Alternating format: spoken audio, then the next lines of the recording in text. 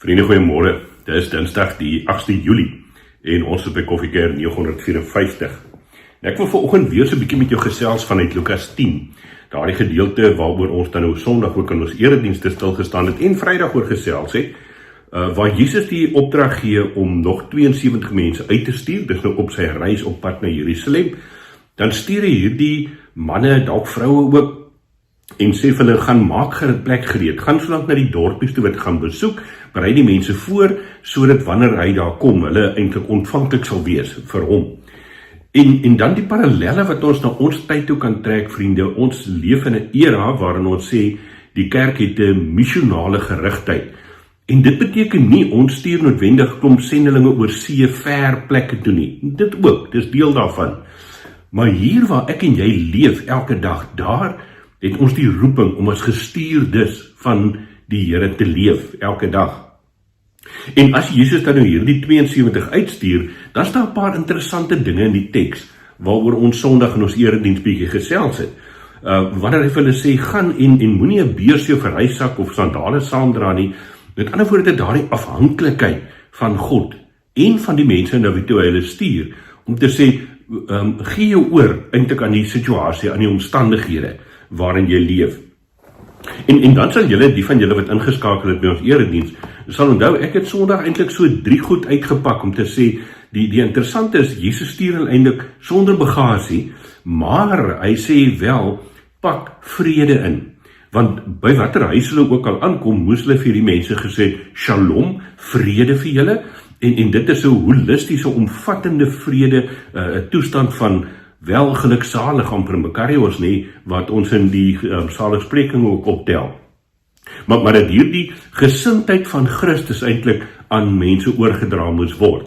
En dan die tweede ding wat Jesus gaan sê, is dat hulle bidend moet gaan, dat hulle moet gaan en bid, of bid en gaan, maar eintlik is dit hierdie houding van in afhanklikheid van God, in 'n gebedshouding, gaan ek op hierdie reis, gaan ek na mense toe, waar die Here my dan elkeen vat. En die derde ding wat ek Sondag onderstreep het, vriende, is om te sê dat wanneer ons met so gesindheid dan nou gaan om die vrede van God aan mense oor te dra, dan moet ons gestroop wees van onsself en ons eie idees, ons eie denke, ons eie chips op die skouer en noem maar op, gestroop om in daardie omstandighede ook te ontvang wat die Here vir ons gee. Jesus sê daar, as hierdie mense jou innooi, gaan by hulle tuis vir 'n paar dae lank en eet en drink wat hulle vir jou voorsit. So, wees gestroop sodat jy kan ontvang ook van wat hulle kry.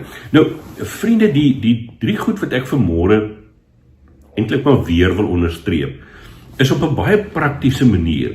Jy weet waar jy leef en beweeg elke dag. Jy weet wie die mense is, met wie jy gereeld in 'n week te doen kry, of dit jou huishulp is, of die persoon wat vir jou die tuin werk, 'n buurman oor kan die straat, iemand wat vir jou aflewering kom doen, byvoorbeeld in ons omstandighede, die persone wat fynbos se kos etes by jou kom af. Jy weet wie die mense is met wie jy te doen kry, elke dag van jou lewe. En die punt is, dat die Here Jesus ons roep om in daardie verhoudinge, waarin ons in elk geval al reeds leef, om daar te investeer. Ons kan ons nou nie almal ons goed verkoop en gaan sendingwerk doen in Malawi of in Tanzanië of waar ook al in die lewe nie. Dit sal nogal staak soos as alle gelowiges skielik net op ander plekke gaan leef. Wat word dan van die gemeenskappe waarin God hulle reeds geplaas het? Maar jy het die geleentheid om 'n gestuurde van Jesus Christus te wees, daar waar jy is, net daar waar jy bly, in die verhoudinge waarin jy in elk geval leef. Daai mense wat jy ken die gesig, maar jy ken nie eens die naam nie, om daai verhouding uit te bou. En hoe dan met die gawes wat die Here vir jou gegee het, dit wat jy reeds het, eintlik te gaan dien. Of dit nou doodeenvoudige vriendelike gesig is, belangstelling, omgee, noem maar op, ons het ons nou daai drievoudige gawes van die Gees, waarvan ons weet, en dan die besondere gawes waarvan Paulus ook praat, maar wat is daardie talente, daardie gawes wat die Here vir jou gegee het, gebruik dit as gestuurde van Jesus Christus in die lewe waarin jy elke dag leef. En dan is die wonderlike vir my van hierdie teks, as ons nou so kyk na die tweede helfte, daarvan vers 17 tot 20, dat hierdie 72 wat uit Jesus uitgestuur het op 'n stadium teruggekom weer in die groter groep.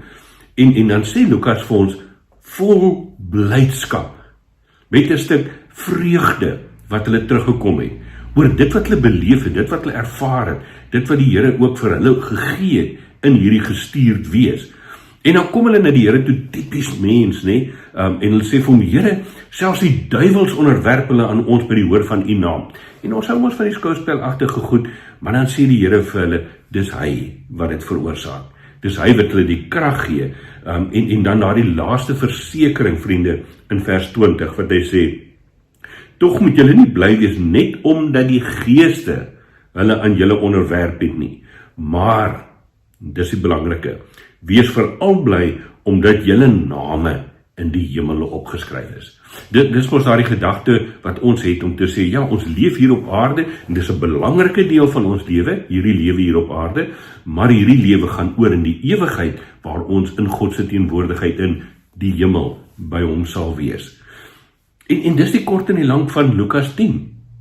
Wanneer Jesus hier met mense praat, oor gaan leef, gaan kondig my vrede, die vrede van die koninkryk van God aan, dan daardie belewenis van hoe hulle dit ervaar, hoe hulle gestroop is van hulle self, hoe hulle in afhanklikheid van die Here geleef het, en hoe hulle dan nou in verhoudinge met ander mense geleef het.